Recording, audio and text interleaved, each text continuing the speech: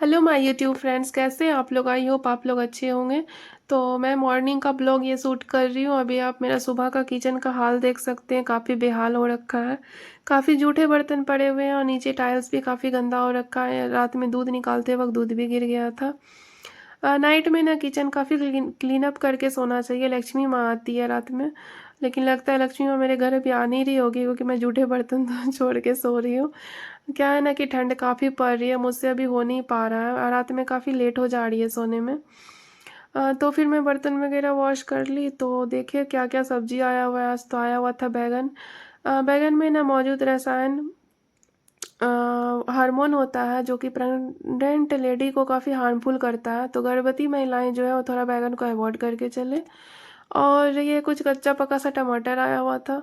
और ये है इतना सारा धनिया का पत्ता। वैसे धनिया का पत्ता किडनी प्योरीफाई के लिए काफ़ी हेल्पफुल होती है, तो धनिया का पत्ता खाना चाहिए। और ये बड़ी सी फूल गोभी आई हुई थी, काफ़ी टाइटली गोभी थी।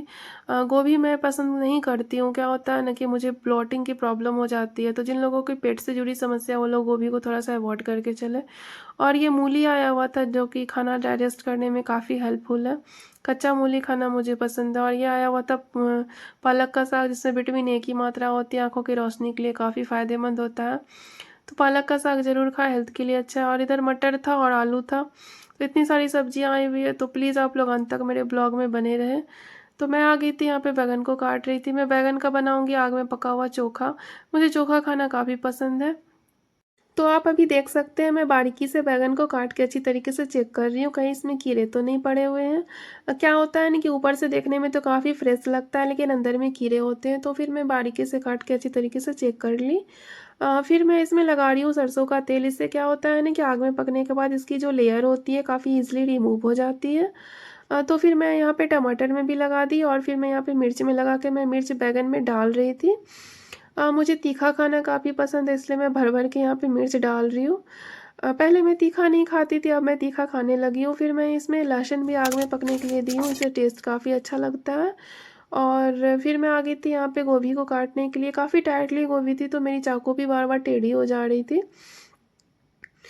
तो मैं यहाँ पे बार बार सीधी कर रही थी। आप लोग जब भी टाइटली गोभी काटे चाकू से, तो थोड़ा सावधानी से काटे।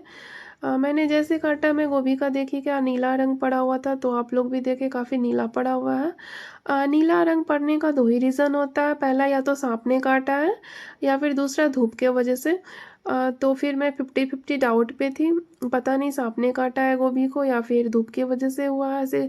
गोभी काफ़ी फ्रेश थी। फिर भी मैंने सारी गोभी को वेस्ट कर दिया। मैं रिस्क नहीं लेना चाहती थी 20-30 रुपया के कारण। जान है तो जहान है, तो मैंने सारे गोभी को फेंक दिया। आप लोगों को जब भी इस तरीके की सब्जी नीली दिखाई दे, तो कृपया आप लोग अच्छी तरीके से उसकी जांच कर ले फिर बनाएं।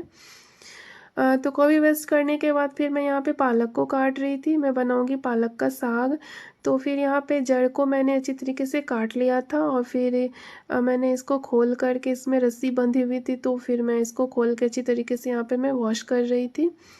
वॉश करने के बाद ना नीचे में ना काफ़ी मिट्टी जमा हो रही थी, तो मैं बहुत सारा पानी से इसे वॉश की। क्या होता है ना, नहीं तो खाने के बाद काफ़ी किचकिच सा लगता है खाने में।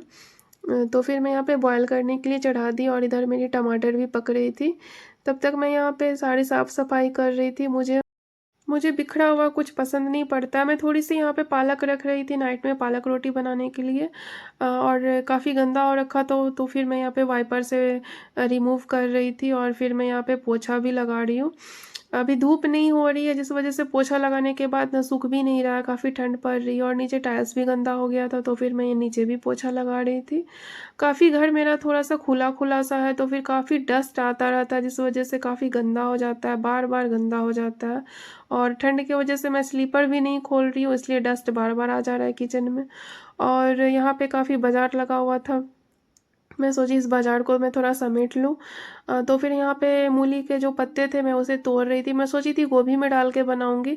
इसका पत्ता गोभी में देने के बाद मूली का पत्ता का काफ़ी टेस्ट अच्छा लगता है, लेकिन गोभी फेंक दी, तो फिर मैं इसका पत्ता भी मैं सोची क्या करूँ रख के। मैं तो मैंने पत्ते को भी फेंक दिया कैरी में उठा करके। और जितनी सारी सब्जियाँ आती है ना कैरी में, तो मैं कैरी को होल्ड करके रखती हूँ और यूज़ हो जाती है। तो फिर मैं यहाँ पर भी पोछा लगा रही थी। साफ़ सफाई कर रही थी। काफ़ी बिखर सा गया था सारा कुछ, तो फिर मैं आकर के यहाँ पे मैं प्याज काट रही हूँ।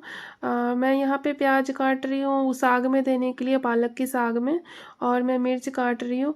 मैं भर भर के प्याज और मिर्च दूंगी साग में। थोड़ा सा ज़्यादा प्याज देने पे साग की टेस्ट अच्छा लगता है खाने में। तो यहाँ पे मैं साग बॉयल कर ली थी और खा रही थी मैं तिल के यहाँ पे लड्डू। मुझे तिल का लड्डू खाना काफ़ी अच्छा लगता है, मुझे बहुत पसंद है, क्योंकि ज़्यादा वो मीठा भी नहीं होता, क्योंकि मैं ज़्यादा मीठा भी पसंद नहीं करती हूँ, कम मीठा होता है तो मुझे अच्छा लगता है। और यहाँ पे कढ़ाई में मैं मिर्च और प्याज को मैं फ्राई कर रही हूँ। फ्राई हो जाने के बाद फिर मैं यहाँ पे पालक डाल रही हूँ। पालक डालने के बाद मैं इसको थोड़ा फ्राई करूँगी और इसमें मैं नमक डाल रही हूँ। मैं सिंधा नमक का इस्तेमाल करती हूँ। इससे क्या होता है ना कि बीपी मेंटेन में होता है। जिन लोगों को बीपी से रिलेटेड प्रॉब्लम है वो लोग सिंधा नमक का सेवन करें। और हल्दी मैंने नहीं डाला है, क्योंकि साग में हल्दी नहीं पड़ती है। आप लोग बताना ऐसी कौन सी 2 सब्जी है जिसमें हल्दी नहीं पड़ती है।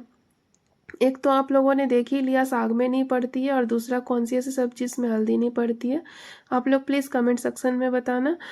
तो फिर मैं यहाँ पे प्याज डाल रही हूँ, मिर्च डाल रही हूँ, और फिर थोड़ी सी कच्चा कच्चा सरसों का तेल डाली और नमक डाली, और फिर मैं धनिया का पत्ता ऐड कर रही हूँ। और फिर देखिए आप लोग, मेरा खाना बन के रेडी हो चुका है। तो फिर मैंने यहाँ पे दाल बना रखा है, चावल बनाई हूँ, और यहाँ पे आप देख ही सकते हैं, यहाँ पे बैगन और टमाटर का चोखा है, और यहाँ पे पालक की साग है। तो मेरा खाना लगभग में रेडी हो गया। गोभी तो मैं फेंक दी, गोभी की सब्ज़ी नहीं बना पाई। और ये है गुड़ वाली स्पंज, काफ़ी टेस्टी स्पंज है, और ये 3 से 4 महीने ही बनती है, फरवरी तक ही बनेगी, उसके बाद फिर नहीं बनती है यहाँ के मिष्ठान भंडार में। तो फिर मैं इसका सारे रस को रिमूव कर रही थी। मुझे ना मीठा ज़्यादा पसंद है, इसलिए मैं सारे रस को निचोड़ रही थी, मैं फिर खाऊंगी। तो फिर आप लोगों को मेरी वीडियो कैसी लगती है प्लीज़ कमेंट में बताएं। Thanks for this watching.